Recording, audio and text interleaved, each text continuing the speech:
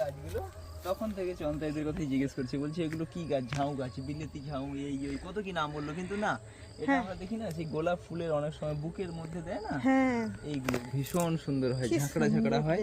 এটা আমি সবাইকে বলেছি এটা যেন নষ্ট না করে।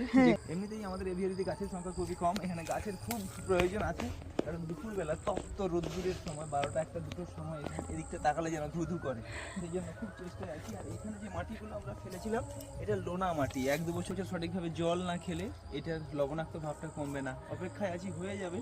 কিন্তু ততক্ষণ যে কটা যা গাছ হচ্ছে ওইটা একটা জামকুলের গাছ, দেখো কিন্তু পাঁচিলের এত কাছে রাখাটা কি ঠিক হবে?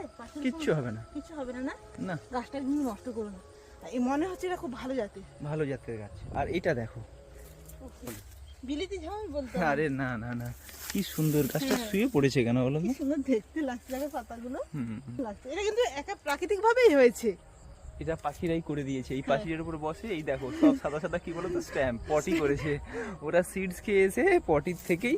আর দেখেছি আমরা কষ্ট করে লাগালে অনেক সময় হতে যায় না, কিন্তু পাখিরা খেয়ে যখন পুপসের সঙ্গে বীজটা নিচে পড়ে সেখান থেকে তো একদম গাছ হয়েই যায়। কত নিম গাছ দেখো একদম স্ট্রেট স্ট্রেট, কত সুন্দর ভাবে হয়েছে।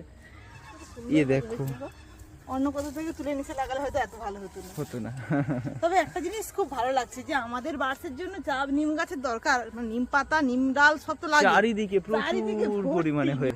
এপারটাতে কিন্তু আমরা কোনো গাছই লাগাইনি, শুধুমাত্র এই সুপুরি গাছগুলো ছাড়া, সুপুরি গাছের সারি ছাড়া, কিন্তু বাকি গাছগুলো সবই অটোমেটিক্যালি পাখিরাই করে দিয়েছে।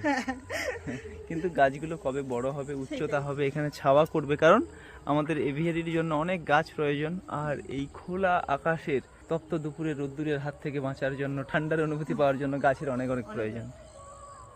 শুধু এই বর্ষাটা পর্যন্ত একটু অপেক্ষা করো, এই বর্ষায় এক চটকা এটা বেরিয়ে যাবে। দাদা পাপা পড়ে যাবি।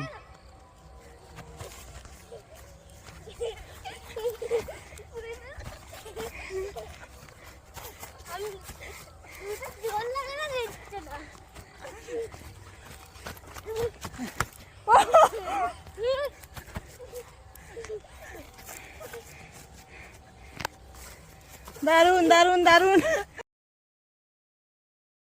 এবারে রুদ্রকে ধরো। রুদ্র